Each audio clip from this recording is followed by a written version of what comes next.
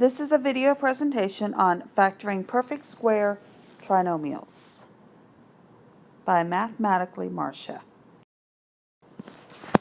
If you watched my video on squaring a binomial, you saw that when we had a plus b squared, we got a squared plus 2ab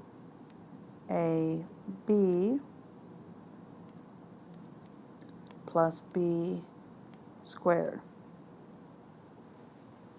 Now we're going to go the other way, and we're going to take this a squared plus 2ab plus b squared, which is a perfect square trinomial because it was derived from squaring a binomial, so that makes it a perfect square.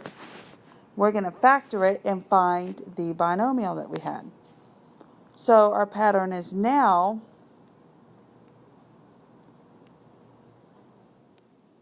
going to look like this. We're going to start with the trinomial and find the binomial. So let's look at a couple examples. First of all, how do we know this is a perfect square trinomial? A couple things you need to look for is both of these need to be perfect squares, and that last sign needs to be positive because you never get a negative after squaring a number. If both of those are perfect squares and that's a positive, then it could be a perfect square trinomial. To test it, find the square root of x squared. That would mean a is x. Find the square root of 16. That would mean b is 4. Now, we need to make sure this actually is a perfect square trinomial because we didn't do anything with that middle term. So here's where we're going to use the 2ab to make sure it is actually, in fact, a perfect square. So we'll take 2 times a, which is x, times b, which is 4. And we multiply those out, we do get 8x, which is your middle term. So yes, this is a perfect square.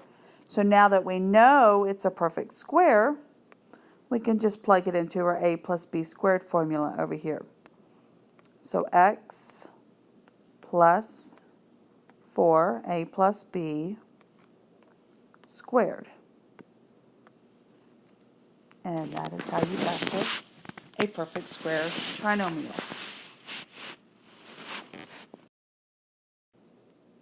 Okay, let's look at another example. We can start by checking the first and last terms, and they are both perfect squares. Square root of x squared is x. Square root of 81 is 9. And then let's check the 2ab. So 2 times a is x, which is x, and 2 times b, or times b, which is 9. And that gives me 18x. But this is negative. If you remember, when we take the square root of a number, it can be positive or negative. So I'm going to make that be negative instead, so that will give me the negative 18x that I need. Now I know it's a perfect square trinomial, and we can plug it into our formula. A, which is x, plus b, which is negative 9, squared. Now let's go ahead and simplify this. Instead of putting plus negative, let's go ahead and put x minus 9 squared. Okay, here is another example. Our first and last term are perfect squares, so this could be a perfect square trinomial. Take the square root of a, or the first term, to find a, and that would be 3x. And we'll take the square root of the last term to find b, which would be 2y. Now let's check the 2ab. So 2 times a, which is 3x, times b, which is 2y. 2 times 3x times 2y is in fact 12xy. So that does check. We do have a perfect square trinomial. So let's plug it into the a plus b squared. So 3x plus 2y squared.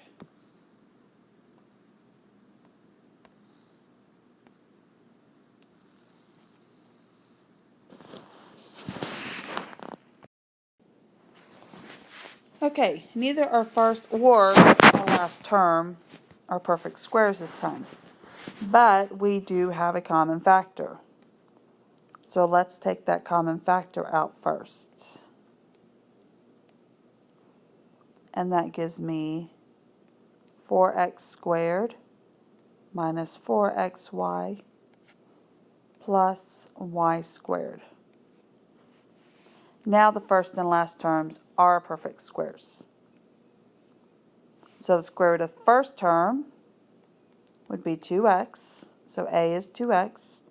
Square root of the last term is y squared. So b equals y.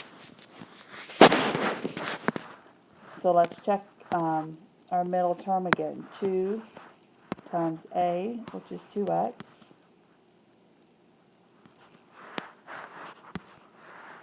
times b, which is y. And that gives me 4xy. But I need negative. So remember, taking the square root can be plus or negative. So let's change that b to negative, and that will make it work. So now we know that we do have a perfect square. So let's plug it into our a plus b formula. So that means if we will have a, which is 2x,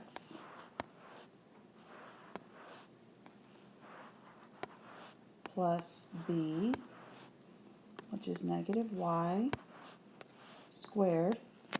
And then don't forget the common factor of 3 that we had pulled out in the beginning. That's kind of our permanent fixture.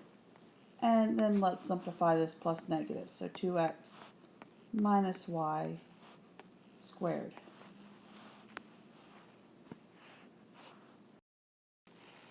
We have another expression here with the common factor. And we have quite a bit in common. And since that first term is negative, let's divide by negative. Everything's even, so we can divide by 2.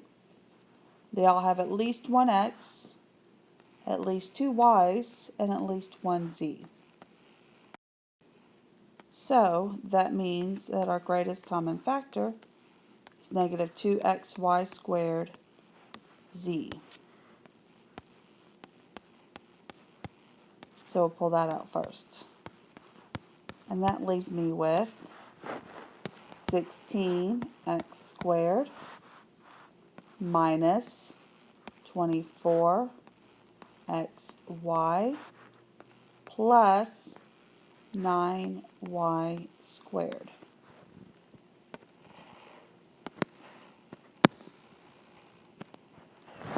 Okay, now that we did that, our first and last terms are both perfect squares, so it could be a perfect square trinomial. So square root of our first term is a equals 4x,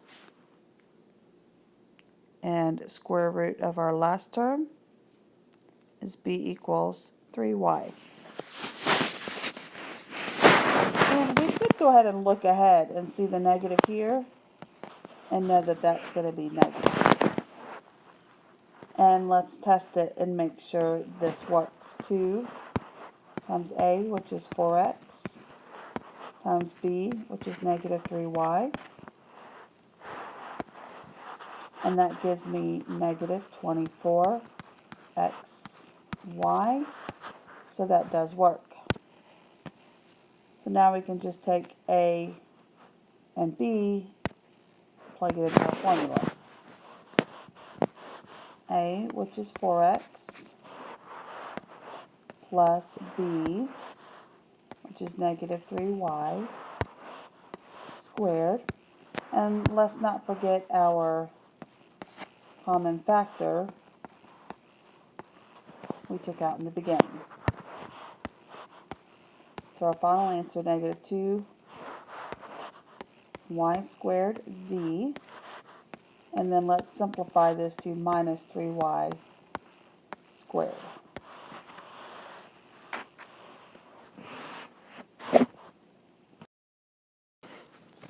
Subscribe to my channel below to see more tutorials like this.